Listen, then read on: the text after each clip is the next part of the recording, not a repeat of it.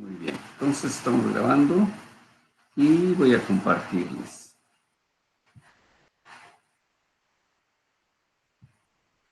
Bueno, va.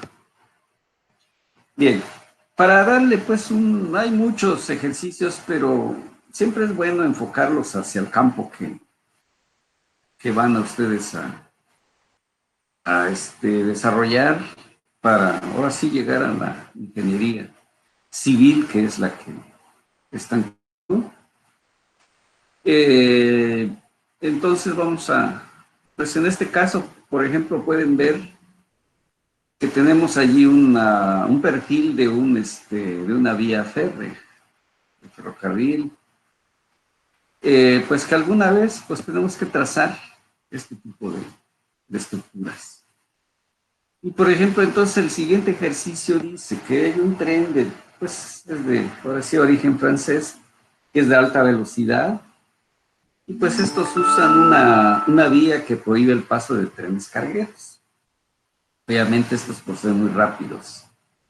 Los diseñadores de la vía pueden usar pendientes más pronunciadas que las que usualmente se permite para ferrocarril. Bien. Por eso, gran velocidad y curvas más pronunciadas significa, si no se hace bien, riesgo. Bien, continúo con el enunciado. Por otra parte, a causa de esta alta velocidad a la que viajan, deben evitarse cambios repentinos en la inclinación y establecer un límite inferior para el radio de curvatura ρ del perfil vertical de la vía. Entonces, entre más cortito esté, la curva es más cerrada. Entre más largo sea más longitud tenga este radio de curvatura, es más suave la curva. Entonces, el riesgo disminuye. Bien, esto es en un perfil vertical. Inciso A, si la máxima rapidez del tren en corridas de prueba fue de 382 kilómetros por cada hora, nos piden determinar el valor más pequeño del radio de curvatura para que el tren no salga de la vía a esa rapidez. La otra pregunta, tomando el valor encontrado en el inciso A, determinar la fuerza por el asiento de un pasajero de 75 kilogramos en la cima y en el fondo de una colina cuando el tren viaja, pero ahora bajándole a 300 kilómetros por hora. Bueno, pues un poquito largo el enunciado, pero nos da la suficiente información. ¿Qué sucede si hago una curva suave? Pues el tren pasa cómodamente sin ningún riesgo. Pero decía hace un ratito, ¿y qué sucede si hago que esta curva sea pero muy pronunciada?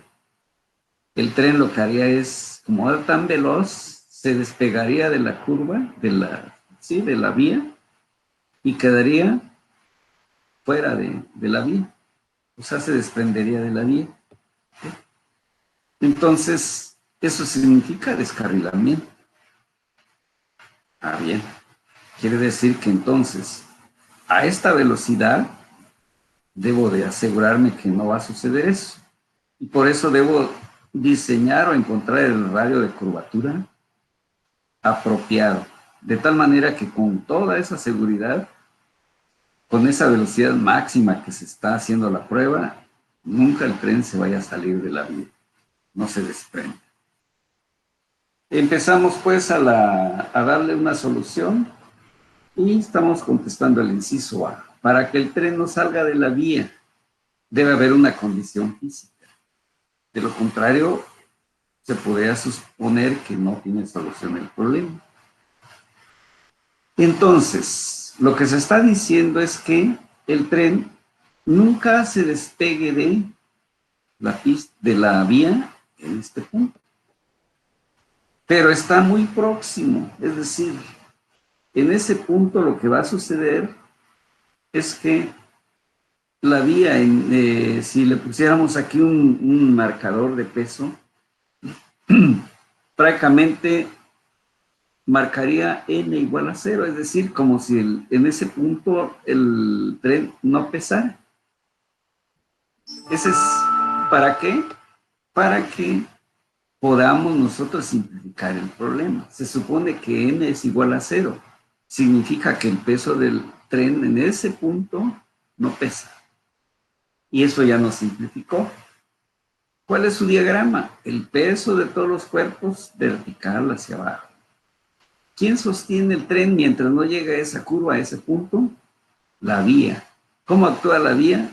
Soportando el tren hacia arriba. Correcto. Entonces ya tenemos que solo el peso y la normal intervienen, no hay más. Eso va a ser igual masa por aceleración normal. Porque como está en un movimiento curvilíneo aquí en esta parte, usamos las coordenadas normales, nada más en el tramo de la curva. ¿Y dónde aparece pues ese ρ? Estamos buscando. Y esto es que debe haber un peso del tren que debe provocar masa por aceleración normal.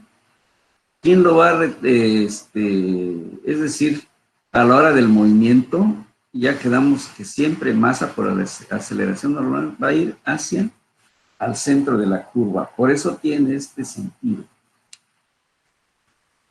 Proponemos entonces la ecuación sumatoria de fuerzas de tipo normal, es normal, esta con esta, en este punto. Entonces, si esta es positiva, quiere decir que hacia arriba es negativa. Así está. Bueno. Entonces, masa por aceleración, ¿cómo es? Es positiva. Y esto va a ser igual, la aceleración es igual a velocidad al cuadrado sobre ρ. Una ecuación que ya se comentó la clase pasada. ¿Qué nos interesa? ¿O qué valor tenemos? Pues nos dijeron que el tren, la velocidad de prueba es 382 kilómetros por cada hora. Eso es equivalente a 382,000 metros entre 3,600 segundos. Aquí ya lo hemos convertido a metros por segundo. Entonces esos 382 kilómetros por hora es equivalente a 106.1 metros por segundo. Y luego la condición que pusimos aquí, que n sea igual a 0. Es decir, aquí lo voy a reemplazar por 0. De tal manera que el peso, que es masa por gravedad, n, 0, desapareció. Es igual a la masa, la aceleración que es v al cuadrado por ρ. Esta es la velocidad de tipo tangencial, ¿verdad? Bueno, de tal manera, ¿qué es lo que buscamos? En primer lugar vemos aquí hay masa y aquí hay masa. Se volvió la unidad, desaparece. ¿Y qué nos queda? G, ρ, v cuadrado. Pero el que me interesa es ρ. Y como conozco la velocidad y conozco G, me permitió encontrar el valor de ρ, cuyo valor resultó de 1147.76 metros. Ese debe ser el grado, el radio de curvatura para que el tren no descarrile ese punto. Hemos contestado entonces el inciso A, ¿sí? Aquí donde dice determinar el valor más pequeño permitido de ρ. Si le doy menos, por ejemplo, dijera, no, que lo cerremos a 1100, el tren descarrila. ¿Le puedo dar más? Sí, eso sí. Y quitaríamos un poco el grado de curvatura.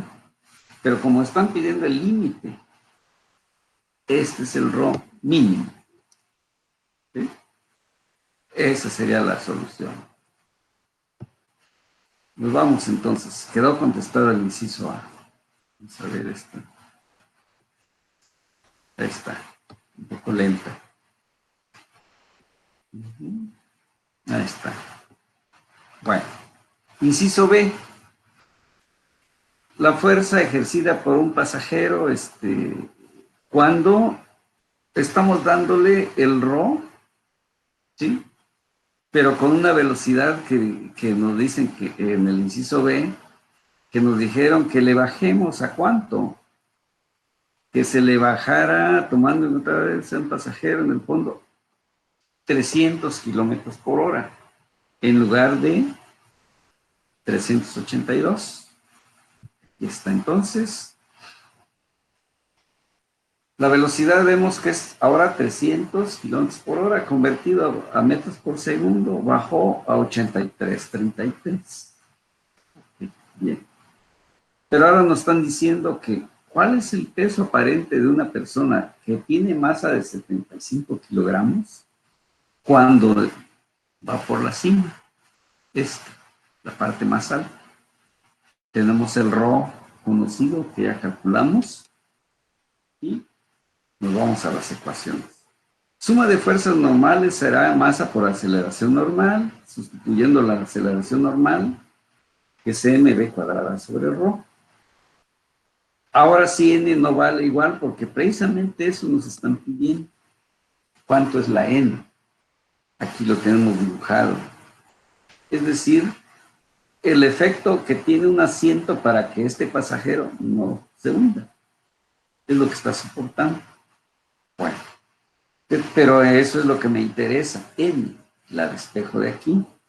W la pasamos lo juntamos con esto. Esto se va, digamos, a la derecha y esto se va a la izquierda o al revés. La cuestión es que W es restado por masa velocidad cuadrada sobre ρ. Y eso me hizo despejar N. Esto es igual, W igual a este término. Sabemos que W es masa gravedad, que es lo que tengo aquí. Esta masa ya se volvió factor y aquí está ya. Se simplifica un poco. Bien. N es igual entonces. ¿Cuánto es la masa de la persona? 75 kilogramos. Gravedad, 981. Velocidad, 83. Como hay que elevarlo al cuadrado, aquí está. Radio de curvatura ρ, 1147.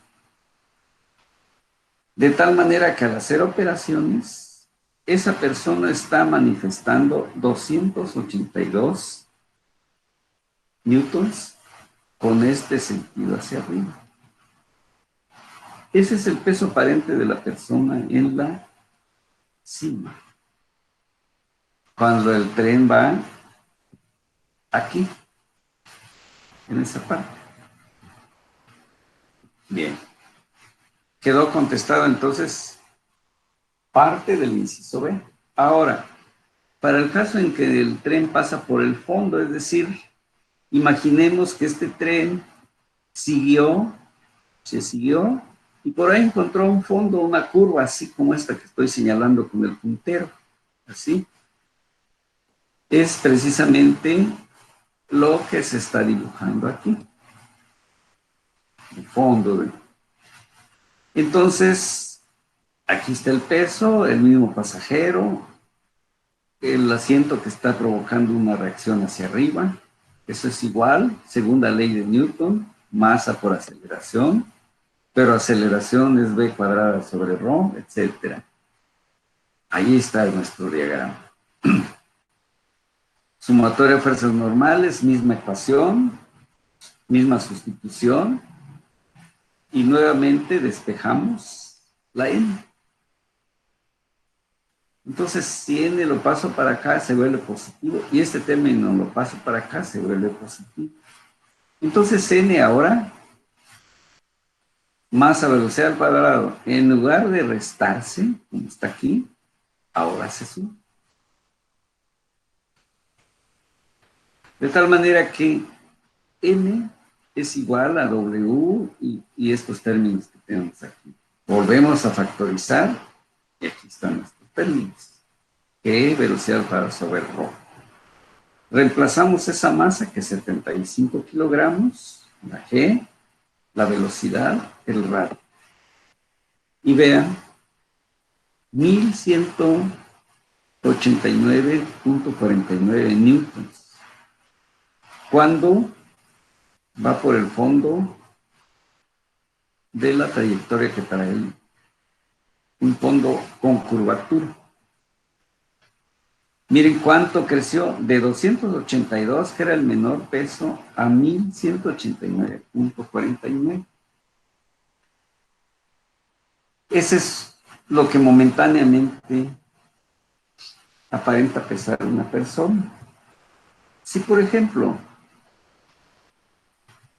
lo vemos en estado estático, sería esos 75 por 9.81, por ahí son como unos 700 newtons.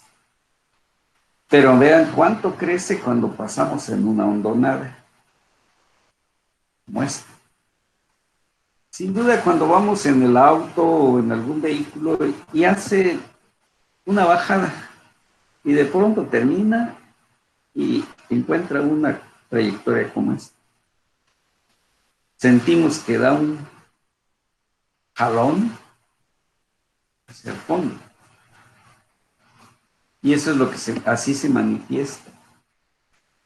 Entonces, si por ejemplo este asiento no lo diseñamos que soporte esta cantidad de fuerza, de peso,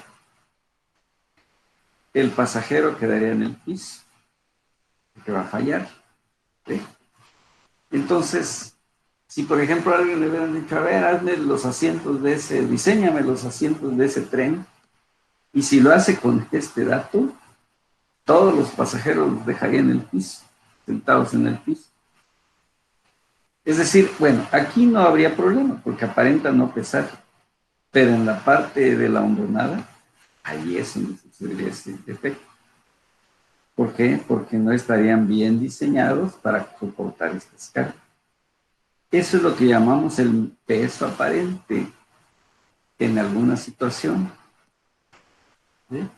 Y por eso cuando un avión baja, aterriza y venimos pues en él, ¿qué sucede? De pronto sentimos un efecto de mayor peso, ¿sí?, que lo resiente la estructura, en ese caso del avión, ¿sí?, porque aparentamos pesar momentáneamente mucho más de lo que pesamos en estado estático.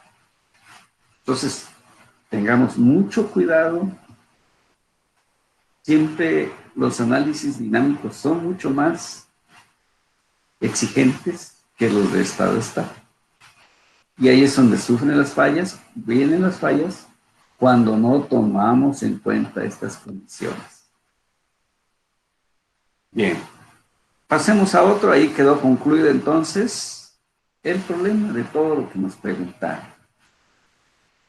Con mucha sencillez, si lo abordamos, con orden, con los diagramas adecuados, con los modelos matemáticos adecuados y con la solución también bien realizada. Y comentarios como los que acabo de hacer. Es decir, no es suficiente el cuánto te dio, sino por qué te dio eso y cuál es el efecto o qué hago con ese número. Pues son los comentarios que acabo de hacer. Que aquí disminuye su peso. Aquí aumenta mucho el peso de cualquier cuerpo, cualquier partícula. Entonces, ese es el mensaje. No solamente llenarlo de números, sino qué hago con esos números. ¿Qué voy a hacer en la práctica? Queda concluido y espero que vaya el mensaje, que vaya asimilando. Sin duda en el futuro va a ser muy útil. Otro ejercicio. Vamos a suponer que alguien le gana un proyecto de diseño de por ejemplo, una pista de autos de carrera. Y tiene que tomar en cuenta muchos factores, como es el pavimento, la curvatura, todo lo que... Bueno, estamos entonces ahorita en el caso de las fuerzas normales, tangenciales. Estamos en el mismo caso que del tren. Determinar el ángulo de sobreelevación θ de la pista circular, de tal manera que las ruedas del carro de carreras, indicado en la figura A, aquí en esta figura, no tendrán que depender de la fricción para impedir que el carro se deslice, ya sea hacia arriba o hacia abajo de la curva. El carro viaja a una rapidez constante de 50 metros por cada segundo. El radio de curvatura de la pista es de 500 metros. Aquí nos dan mucha información. Bueno, pero hay que saberlo interpretar.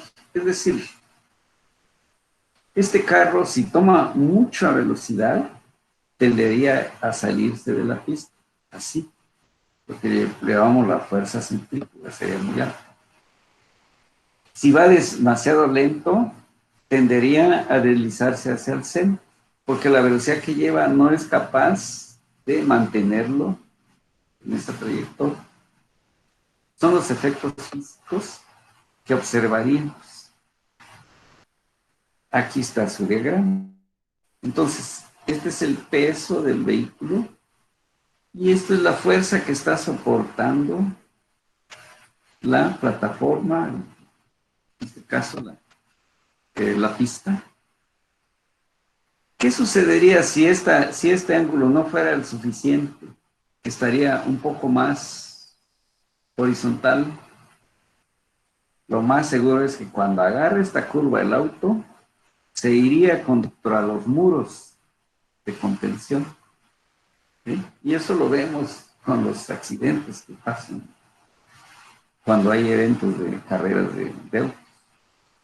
No fue suficiente el grado de inclinación de la pista para que el auto no derrapara. ¿Por qué? Porque excedió la velocidad que está permitida. Bueno, entonces el ángulo es el que juega un papel muy importante. Bueno, peso del vehículo, la normal, y el ángulo que debe tener esta superficie con respecto a la horizontal. Eso es igual a la masa por velocidad al cuadrado sobre ρ. Aquí masa por aceleración, pero aceleración es velocidad al cuadrado sobre ρ. Ya se tiene aquí sustituido.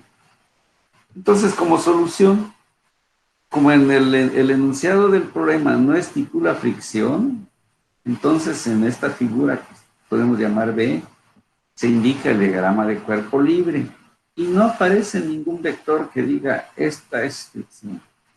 ¿Sí? Este es nuestro diagrama cinético. Se supone que el carro tiene masa M. No nos dijeron cuánto, pero le pongamos M. Entonces, usando los ejes N y Z, ¿sí? Está N y Z. Y aplicando las ecuaciones del movimiento, nos percatamos que la aceleración normal es b cuadrada sobre ρ, es lo que tenemos aquí.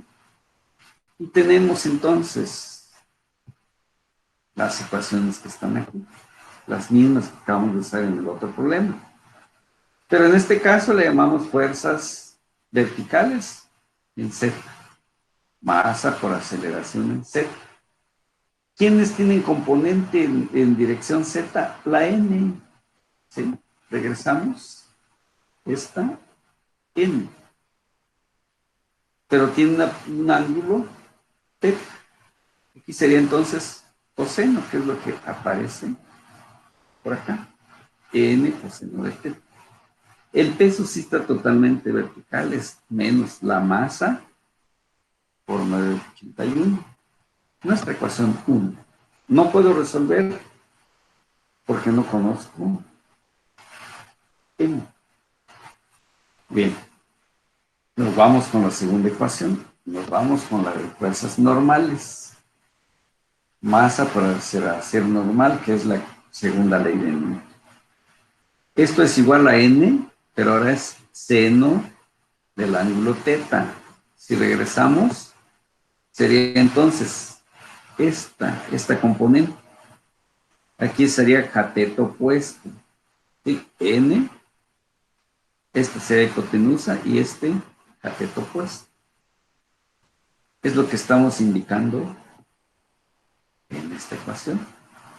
¿Cuál otra fuerza hay en esa dirección? Ninguna. Ese es igual a la masa por velocidad al cuadrado sobre ρ. Ya están las dos ecuaciones. Eliminando n y m de estas ecuaciones y dividiendo la ecuación 2 entre las ecuaciones 1, se obtiene. ¿Por qué? Porque aquí puedo hacer una suma n y n y desaparece lo que se está comentando aquí. Y luego hacer una división. Seno entre coseno me produce tangente. Por eso aquí vean, esto está como denominador, este como numerador, es decir, porque busco tangente. Es decir, dividiendo la ecuación 2 entre la ecuación 1, que es lo que se hizo aquí. Okay. De tal manera que aquí, ¿qué sucedió? Que ya nada más me quedó que teta es igual a tangente inverso de estos datos, que resultó de ser 0.5. Por lo tanto, ese ángulo buscado debe ser de 27 grados. Ese debe ser el ángulo que le voy a dar aquí. A la hora que estemos haciendo esta carpeta, debemos medir que con respecto a la horizontal tenga 27 grados. Si tiene menos y el automóvil pasara a 50 metros por segundo, se va a derrapar y se va a ir a dar con el muro de contención. Eso es lo que pasaría. Entonces, no, por eso decía hace un momento, no es suficiente un número, sino qué pasaría si modifico lo que estoy obteniendo aquí. Desde luego que si le pongo 30 grados, mejoro la condición. ¿Por qué? Porque ese efecto que tenemos aquí estaría un poco más, este ángulo se abre y provocaría un efecto más en este sentido. Porque el auto, ¿qué es lo que tiene que hacer? Tiende a irse en este sentido. Pero si tengo una componente que se oponga, entonces lo ayudo a que no haga eso, que no derrape. ¿Okay? Esa es la conclusión. El para qué me sirve este dato. ¿Qué me está aportando? Nada más un número, sí, muy necesario que sea bien calculado. Pero ¿qué hago con ese número? Bueno, una suma de las fuerzas en la dirección tangencial del movimiento no es de consecuencia para la solución. Si se considera, entonces, se considerará, nótese que la aceleración tangencial es igual a la derivada de v respecto de t. Pero aquí está el dato, dijeron que es 50 metros por segundo, es constante. Y por ser constante, derivo y me va a dar cero. ¿Sí? Quiere decir que el carro se está moviendo con rapidez constante. No acelera en esa dirección. Concluido el ejercicio. Y comentado, obviamente, para que no nos llenemos nada más de números, sino también qué hacer con ellos, qué estoy aprendiendo y hacia dónde va el conocimiento. Otro ejercicio relacionado, pues, con las vías terrestres, las vías que vamos a construir o estarán construyendo en un tiempo no muy lejano. La vía de la montaña rusa que se muestra en la figura está contenida en un plano vertical, algo parecido como la del tren. La porción de la vía entre A y B, aquí esta debe ser mayúscula, ¿sí? Es recta y horizontal, mientras que las porciones a la izquierda de A y a la derecha de B tienen los radios de curvatura indicados. Un vehículo se desplaza con una rapidez de 72 kilómetros por hora. Cuando se aplican los frenos repentinamente, ocasionando que las ruedas del vehículo patinen sobre la vía. Y nos dicen que hay un coeficiente de rugosidad que vale 0.2. Determinar la desaceleración inicial del vehículo si los frenos se aplican cuando el vehículo, condiciones, en qué lugar, casi ha llegado al punto A. Inciso B, está viajando entre A y B. Inciso C, acaba de pasar por B. Entonces, uno está a punto de tocar el punto A, otro que está viajando entre A y B, y otro que está apenas dejando B, acaba de pasar por B. Son los puntos que nos interesan.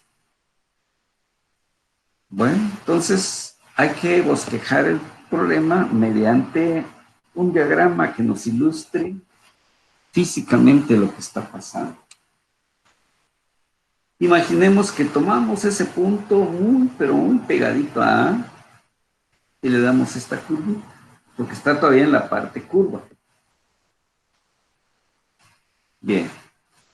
El peso del vehículo siempre será vertical hacia abajo. La N lo tomamos prácticamente vertical.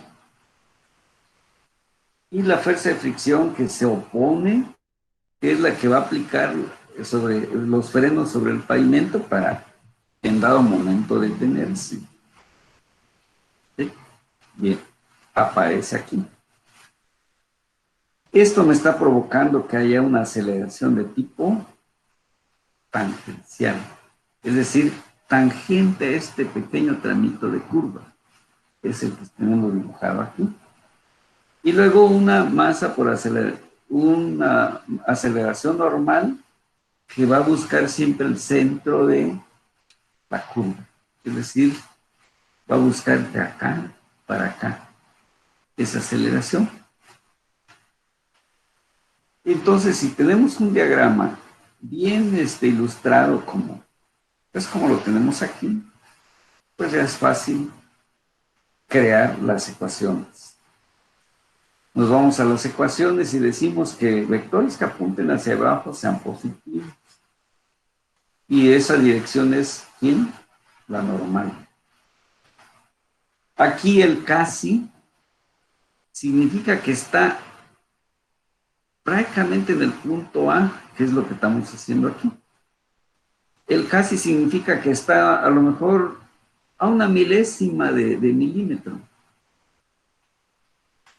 Está a punto de tocar el punto A.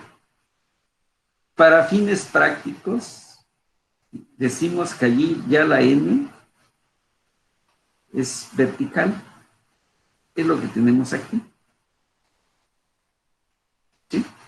¿Para qué? Para que podamos generar ecuaciones. Porque si no, tendríamos que poner a lo mejor un ángulo de punto 0,000, no sé, 50 decimales y darle 1. Ese es el casi. ¿Sí? Bien, pero para fines prácticos decimos que n ya está vertical. Bueno, entonces tenemos las mismas ecuaciones. W, que es el peso, la n, que va hacia arriba, menos masa por aceleración. Aquí está. ¿Sí? Aquí. Va para arriba, entonces negativo. ¿Qué nos interesa? N. ¿Por qué? Porque la N me va a servir para calcular la fuerza de fricción. ¿Por qué? Porque fuerza de fricción es igual a mu K y por el valor de esa N. Entonces, por eso debo despejar la N aquí. W es igual a mg, m por velocidad cuadrada sobre ρ es el otro término. Pero como aquí mg es W, le sacamos el factor la m, que ya tenemos estos términos así. Fuerza de fricción, ¿quién es? Aquí, como se indicó, es mu K por normal. Pero mu K m. ¿Sí? Esto es igual. Aquí está mu K, pero n es que m, g y todos estos términos. Aquí está sustituido. Este es n. Esta n. Y sabemos que la fuerza tangencial es igual a masa por aceleración tangencial. De tal manera que esa aceleración tangencial es igual a la fuerza entre más. ¿Por qué? Porque fuerza es igual a masa por aceleración, según la ley de Newton. Pero nos interesa aceleración tangencial despejada. Lo despejamos y es igual. ¿Qué fuerza estamos hablando? De la fuerza de fricción. Entonces, por eso aquí aparece μk entre m, que es esta. ¿Sí? Pero la fuerza es igual a masa por, en este caso, lo que es la norma. ¿Está? Y aquí tenemos entonces que la aceleración de tipo tangencial es igual a μk. ¿Por qué ya no aparecen las m's? Porque esta con esta y con esta se volvieron la unidad. Y nos quedó que la aceleración ya quedó despejada y es nada más g más velocidad al cuadrado sobre ρ. Datos. Me dijeron que μk es 0.2, que la velocidad que trae el vehículo, por acá anda, está 72 kilómetros por hora. ¿Sí? Pues se convierte esto a igual a 20 metros por segundo, tal como hemos señalado la forma. Bien, eso sería entonces los datos, la información que nosotros necesitamos. Bien, entonces aquí nuevamente G 9.81 sobre, en este caso, metros por segundo al cuadrado. Y la ρ que conocemos. Tenemos toda la información. Entonces G, este valor, ρ, este valor. Velocidad se transformó aquí y quedamos que es 20 metros por segundo. Aquí está. ¿Cuánto es ρ? Aquí lo vemos, es 30. Todos esos datos los sustituimos en la ecuación y aquí está el resultado. μk por 981, etcétera, ¿qué es lo que tengo aquí? Porque las masas se eliminaron. De tal manera que aquí hay una aceleración de tipo tangencial de 4.63 metros por segundo al cuadrado. En este punto está casi llegando al punto A. De esta manera entonces sale el resultado del inciso A. Seguimos con la otra pregunta. Ahora el vehículo está viajando entre A y B.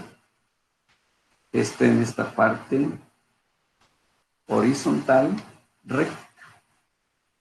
Eso facilita entonces el cálculo. Ahora tenemos que W y N están totalmente vertical. La fuerza de fricción pues está totalmente vertical también. Y como hay una desaceleración, en este caso es detener, aplicar los frenos, masa por aceleración tangencial, esta también horizontal, porque así está la trayectoria, que es horizontal en este tramo. Decidimos que las fuerzas que apunten hacia arriba sean positivas. Entonces, fuerzas normales, que sería esta con esta, es entonces N, que apunta hacia arriba, W, que apunta hacia abajo, ¿sí? Y masa por gravedad, pero el vehículo no baja ni sube. Es decir, en este tramo está totalmente horizontal la trayectoria y no baja, no sube. Razón por la que estamos poniendo que en ese sentido está en equilibrio y por eso le ponemos que es igual a cero. ¿Okay? De tal manera que ahora interesa la N. Ahí despejó, aquí se volvió esto, mg, o sea, N es igual a mg. Aquí está. De tal manera que la fuerza es igual a μk por m. Pero n es igual a mg. Entonces nada más mu K por M. ¿Esa quién es? La fuerza de fricción. Y sumatoria de fuerzas tangenciales sabemos que es igual a masa por aceleración tangencial. De tal manera que la aceleración tangencial, otra vez lo despejamos y sabemos que esa fuerza de fricción es igual a mu K por mg entre m. ¿Qué sucedió? Que m entre m se vuelve la unidad y nada más nos quedó mu K G. Entonces, esto me está dando que la aceleración, a ver si lo puedo mover. No, ahí está perdiendo. Bueno, quiere decir que la aceleración tangencial es igual a estos valores. ¿Cuánto es el coeficiente de fricción? 0.2. ¿Sí? ¿Cuánto es G? 981. De tal manera que la aceleración tangencial,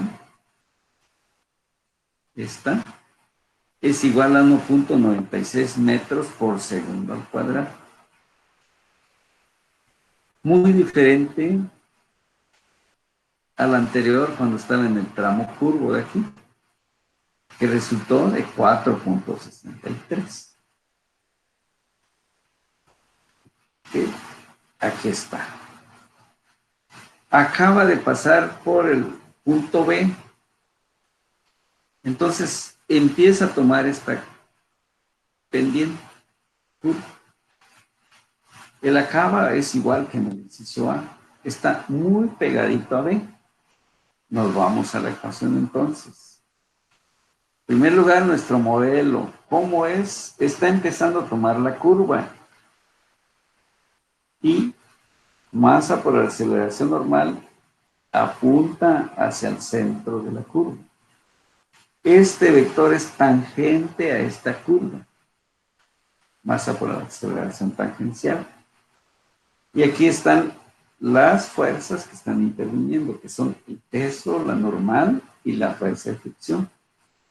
Es decir, el chofer del vehículo está aplicando frenos en ese punto. Si tenemos este diagrama bien interpretado, no vamos a tener o no tendremos dificultades para resolver el problema. Vienen las ecuaciones. Decidimos que los vectores que apuntan hacia abajo sean positivos y sumatoria de las fuerzas normales será igual a masa por la aceleración normal.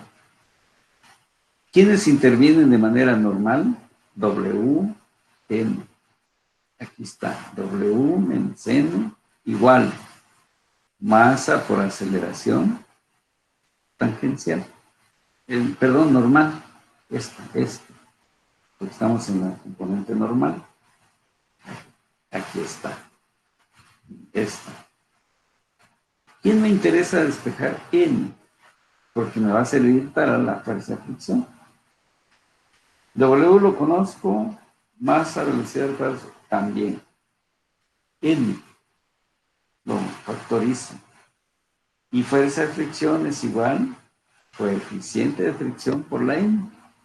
Pero la N ya lo tengo aquí. Sustituyo aquí. Y sabemos que la fuerza de tipo tangencial es igual a masa por aceleración tangencial, según la ley de Newton. Entonces de aquí sacamos la aceleración tangencial y esto es igual a fuerza entre masa. Pero la fuerza ya lo tenemos que es igual a mu K entre M y por todo esto. Esto que tenemos aquí. ¿Por qué aparece una M? Porque aparece aquí. El numerador es la fuerza. Correcto. M con M se vuelve la unidad y desaparece. Entonces, aceleración, coeficiente de fricción es lo que queda. La gravedad y velocidad al cuadrado sobre ¿no? Es lo que nos quedó de esa simplificación. ¿Conocemos K? Sí. ¿Conocemos la velocidad? Sí.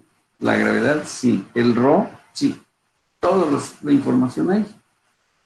Nada más reemplazamos y resulta que aquí es una aceleración de mucho menor que las otras dos. ¿Sí?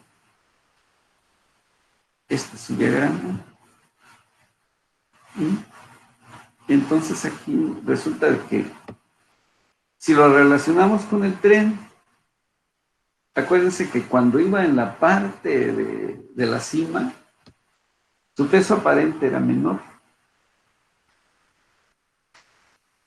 ¿Sí? Es un caso un tanto parecido, por eso aquí esa aceleración de tipo tangencial, que es la que tenemos aquí, pues es sumamente pequeña. Entonces, ahí concluye el problema. Vamos, un último de esta sesión. Aquí cambiamos totalmente, ya no estamos en las vías de comunicación, pero sirve mucho este tipo de problema.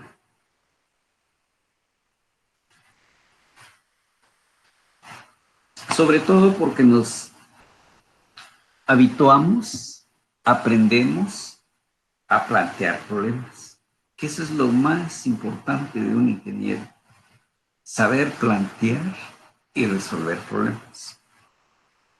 No es un rellenador de fórmulas, no debe serlo, sino experto en saber plantear y resolver problemas de la manera más sencilla posible. No hacer complejo lo que es simple. Dice, una esfera de 100 gramos, esta que tenemos aquí, se encuentra en reposo respecto al tambor ABC que gira a una razón constante. Sin tomar en cuenta la fricción, determinar el intervalo de valores permisibles de la velocidad v de la esfera sin ninguna de las fuerzas normales ejercidas por la esfera sobre la superficie inclinadas del tambor debe exceder de 1.1 newton. Entonces está condicionado que esta pared no puede soportar más de 1.1 newton, ni esta tampoco. Está restringido. Quiere decir que si esta esfera le doy mucha velocidad, va a empujar, va a tratar de escaparse, así como el auto de la pista en el autódromo que acabamos de ver. ¿Qué haría? Tiende a salirse. Entonces, al tener mucha velocidad, va a fallar esta superficie de retención. Entonces vemos que tiene mucha similitud a un problema, aunque no sea necesariamente de un vehículo, de una carga, de una estructura. Bueno, en este caso decimos que a aceleración del punto D, si lo acelero, pues va a tomar velocidad, que es aceleración normal, es decir, la superficie esta hace una fuerza hacia el centro, esta también hacia el centro, porque está deteniendo la esfera. Y aquí está. Rho nos dijeron que vale 0.2, es un dato que nos dieron. La masa aquí lo tenemos 100 gramos. Bueno, pero lo más importante aquí es saber interpretar qué hay aquí, cómo están ocultas las fuerzas. En primer lugar, esta esfera va a manifestar un peso siempre vertical hacia abajo. Y le puedo llamar WD. Aquí entonces tengo esta superficie. Aquí está dibujada. Aquí está otra superficie. Aquí está dibujada. ¿Cómo actúan? Siempre perpendicular a esta superficie. Esta es su reacción, digamos, de esta superficie hacia la esfera. ¿Dónde se van a encontrar? Son vectores concurrentes al centro de la esfera. Igual aquí, reacciona, es decir, evita que la esfera se vaya a salir, y la empuja así. Bien, tenemos una horizontal aquí, una fuerza, porque aquí hay 70 grados, es con la horizontal, está.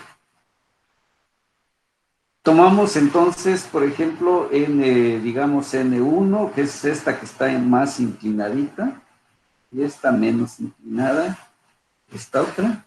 Bueno, de tal manera que esta, como es normal, aquí siempre habrá 90 grados. ¿Sí?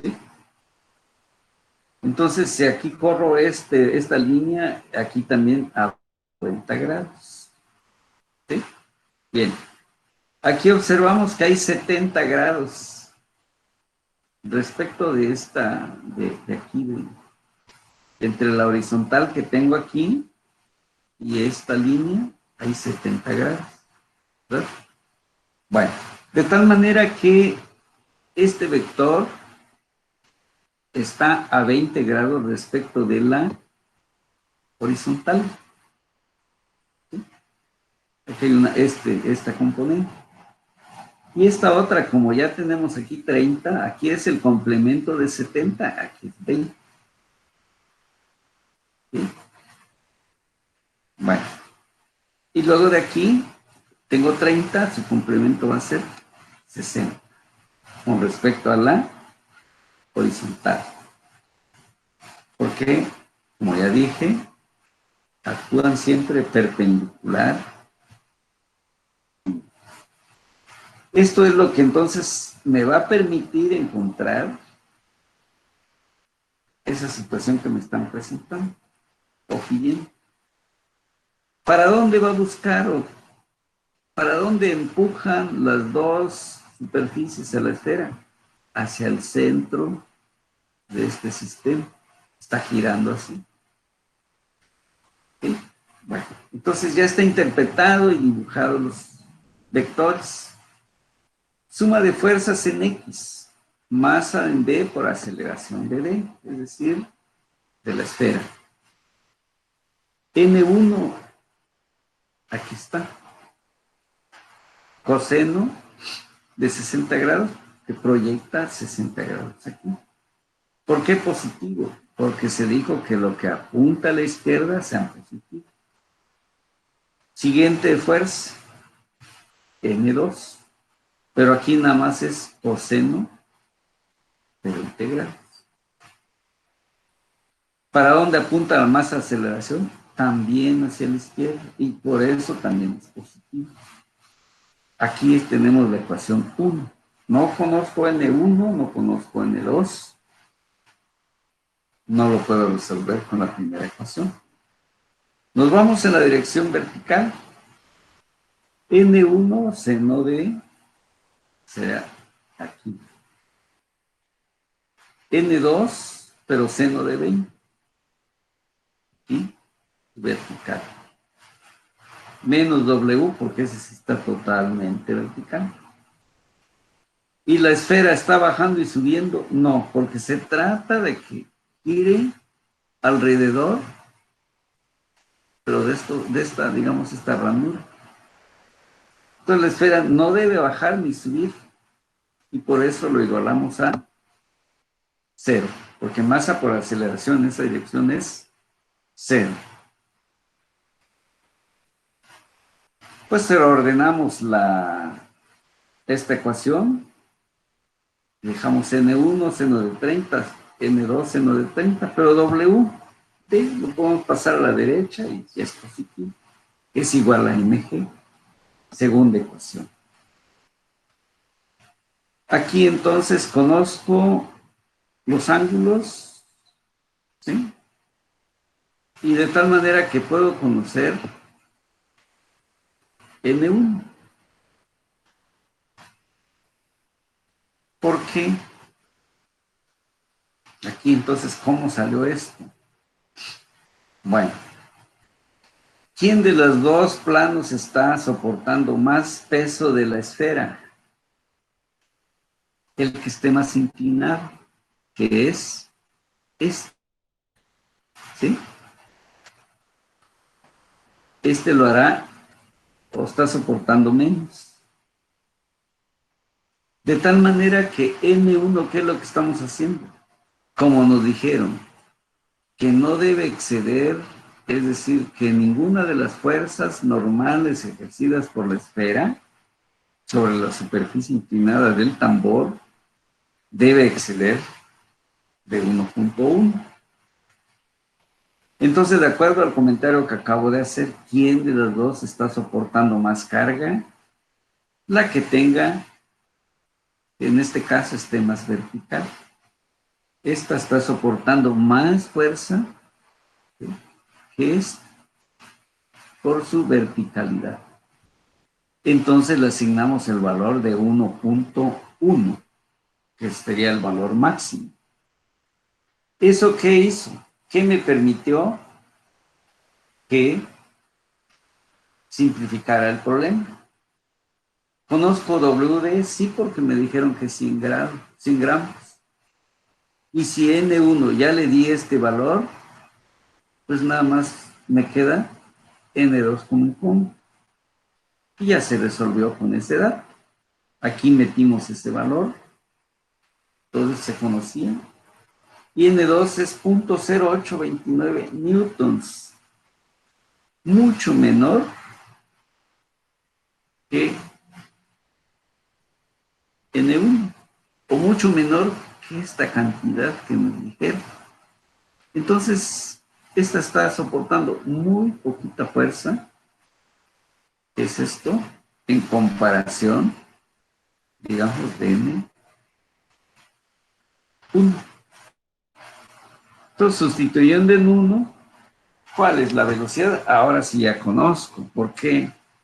Porque me están preguntando la velocidad, los valores permisibles de la velocidad v de la esfera, que no vaya a provocar una fuerza mayor de 1.1 newtons sobre estas paredes. Aquí está donde aparece velocidad.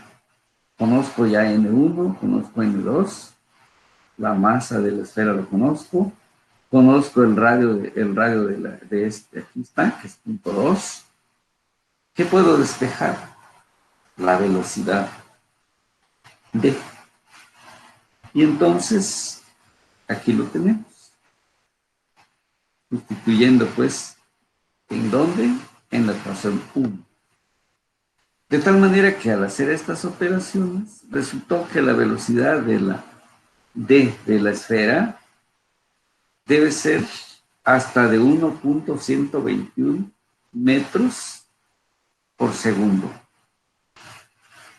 Esa debe ser la velocidad con la que debe de girar aquí, alrededor de este.